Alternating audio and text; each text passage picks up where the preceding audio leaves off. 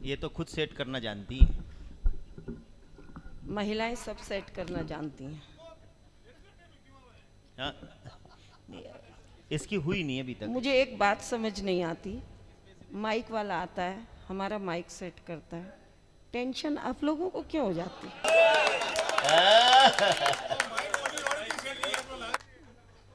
अब क्या करेगा जी? टेंशन लेने की चीज ही नहीं है, मैं सच कह रही हूँ। आप लेना ही चाहते हो, कार लो, बंगला लो, लोन लो, निकल लो। टेंशन नहीं लेनी चाहिए। हाँ, टेंशन लेने का नहीं, अटेंशन रहने का है। हाँ बिल्कुल।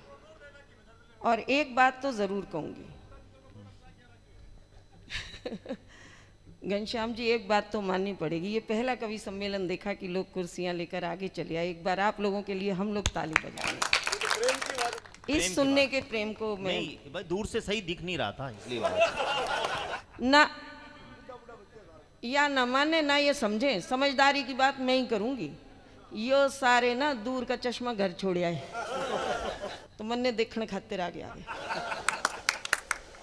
टेंशन मत लो, मस्ती में रहना चाहिए। बिल्कुल, ये खुशफहमी भी अच्छी रहती है। बिल्कुल, तो हम तो खुशफहमी में ही जीते हैं, हम टेंशन लेते ही नहीं। टेंशन बिल्कुल आप भी मत लेना, क्योंकि टेंशन एक ही चीज है, शादी जब हो जाए तो टेंशन साथ में रहती रहती है। आप भी मानती है इस बात को?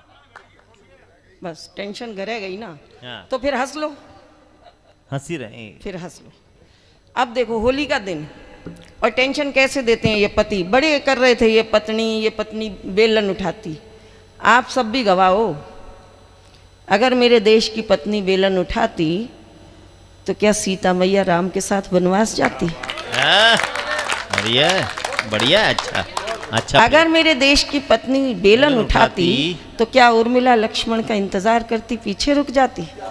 बढ़िया बात है। अगर मेरे देश की पत्नी बेलन उठाती तो क्या कौशल्या कैकई के कहने पर अपने बेटे को वनवास भिजवाती?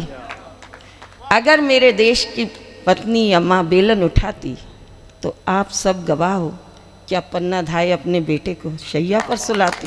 वाह वाह वाह। नहीं, मेरे देश की पत्नी हकीकत तो ये है बेलन नहीं उठाती है। मेरे देश की पत्नी तो वो पत्नी है, जब प्राण चले जाएं सत्यवान के तो यमराज से वो भी मांग लाती है।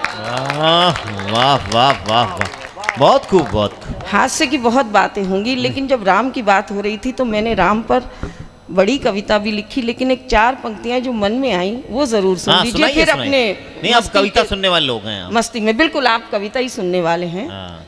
और बहुत बड़ी नहीं, 2 पंक्तियों की कविता, राधिका। हाँ। क्योंकि हम सब सुनते आए हैं कि कण कण में राम है, लेकिन हम बड़े निकम्मे लोग हैं, तो वहाँ पर मेरे मन ने क्या सवाल किया, बस 4 पंक्तियाँ सुनिए। कि निगोड़ी आंखें बोल उठी, निगोड़ी आंखें बोल उठी, यहाँ कहीं राम नहीं है, नहीं है, नहीं है। क्योंकि हर कोई कहता है ना, निगोड़ी आंखें बोल उठी, यहाँ तो कहीं भी राम नहीं है, नहीं है, नहीं है। तभी मन के भीतर से आवाज आई, गर्दन झुका के देख ले, यही है, यही है, यही है। तो बस आप लोग मस्ती में रहिए, ऐसा साथ दीजिएगा तो बहुत आनंद आ जाएगा। क्योंकि बहुत अच्छा लगा मुझे कि यहाँ जो नौहर की धरती पर आई हूँ, आप सबके बीच हूँ। रही बात, बिल्कुल सच्ची घटना बताती हूँ। मेरे पति, ये पति नामक प्राणी सबसे बड़ी टेंशन देते हैं। होली आ रही है और होली के दिन मेरे चेहरे पर लाल नीला पीला रंग पुता देखकर मेरे पति की खुशी बहुत बढ़ जाती है। टेंशन में मत आओ, सच बता रही हूँ। होली के दिन मेरे चेहरे पर लाल नीला पीला रंग पुता देखकर मेरे पति की खुशी बहुत बढ़ जाती है। बड़े खुश होकर कहते हैं, एक ही दिन है जब निकम्मी चुड़ैल असली रूप में नजर आती है। बढ़िया। और पति से तंग आकर मैं एक दिन बोल पड़ी, मैंने कहा आपसे तो मैं तंग आ गई, काश किसी राक्षस से कर लेती ब्याह। अब थोड़ी सी पंजाबी है इसमें। आपसे तंग आ गई, मैं तो कर लेती किसी राक्षस से ब्याह। बोले हो ही नहीं सकता सी, राक्षस होंदा चुड़ैल दा भरा। बढ़िया है, बढ़िया है, चुड़ैल दा भरा, बहुत बढ़िया। अच्छा प्रदीप, काफी अच्छा है ये।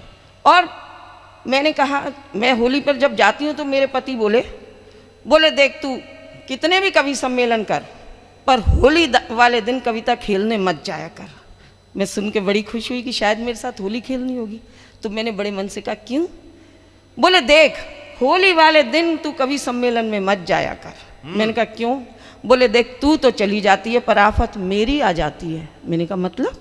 बोले तू चली जाती है, आफत मेरी आ जाती है। मैं मोहल्ले के 10 बच्चे नहलाता हूँ तो तब अपने 2 पहचान पाता हूँ।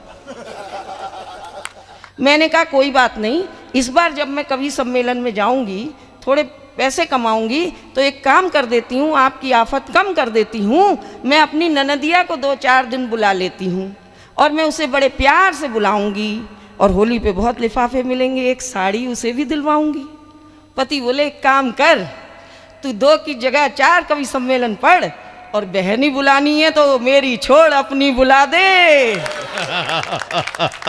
और साड़ी भी उसे मैं दिला दूंगा, अपना खर्चा बचा ले। तो बस होली की मस्ती है। हम दोनों पति पत्नी इसी तरह लड़ते झगड़ते जिंदगी गुजार लिया करते हैं। हम दोनों पति पत्नी इसी तरह लड़ते झगड़ते जिंदगी गुजार लिया करते हैं। हम दोनों एक दूजे से नहीं, उस ऊपर वाले से डरते हैं। वो जैसे चाहे डुगडुगी बजाता है, वो जैसे चाहे सबको नचाता है।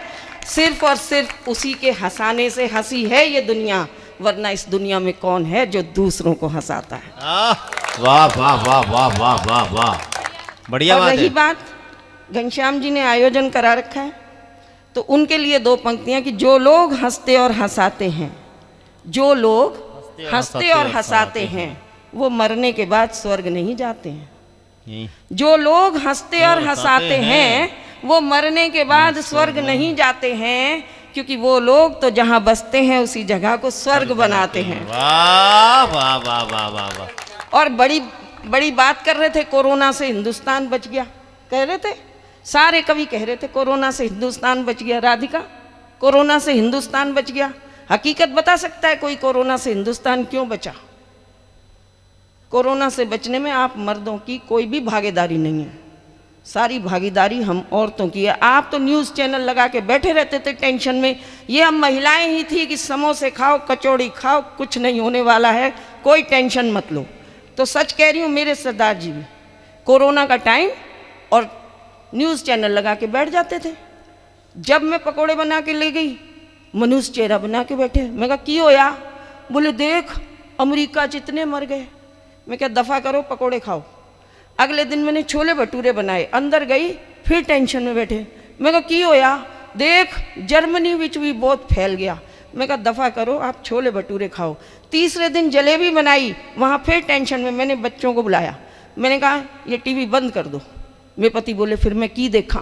मैं कहा कुछ भी देखोगे लेकिन मनुष्य शक्ल मुझे नहीं देखनी, ये न्यूज़ चैनल नहीं देखोगे। बोले ठीक है काके, तू है ना फिर मैंने कोई पिक्चर दे दे, नवी पेन ड्राइव पिक्चर दे दे। अब बेटा भी महान, उसने एक पिक्चर दी नई पेन ड्राइव में, वो पिक्चर लगाई पतिदेव ने, और पिक्चर थी पान सिंह तोमर। सरदार जी ने देखी, अगले दिन उसके हीरो इरफान खान निकल गए। पति ने दूसरे दिन बेटे को कहा काके थोड़ी पुरानी पिक्चर दे दे। बेटे ने प्रेम रोग दे दी, हीरो थे ऋषि कपूर, निकल गए। पति ने देखी पिक्चर, अगले दिन ऋषि कपूर निकल गए। तीसरे दिन पति ने बेटे को आवाज लगाई काके मां दी शादी दी वीडियो दे दे, ओ भी देख लवा।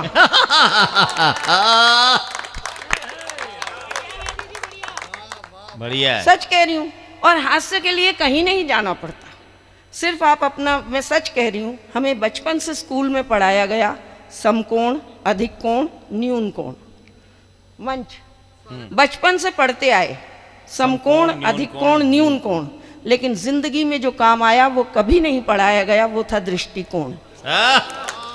सिर्फ आप दृष्टिकोण बदल लीजिए, समस्याओं का समाधान मिल जाता है। तो मैं एक दिन स्कूल से घर गई, और देखिए दृष्टिकोण देखिए कहाँ जाता है। मैं एक दिन स्कूल से घर गई तो देखा पड़ोसन गुजर गई, और सारा अपार्टमेंट, सारा मोहल्ला वहाँ, और मैं कहूँ मेरे पति की भी छुट्टी थी, वो घर पर बैठे हुए हैं तो यहाँ क्यों नहीं आए? मैं परेशान, मैं दंदनाती हुई घर गई, जल्दी से पर्स रखा, देखा पति कहाँ है, अंदर ही बैठे थे मनुष्य शक्ल लेके।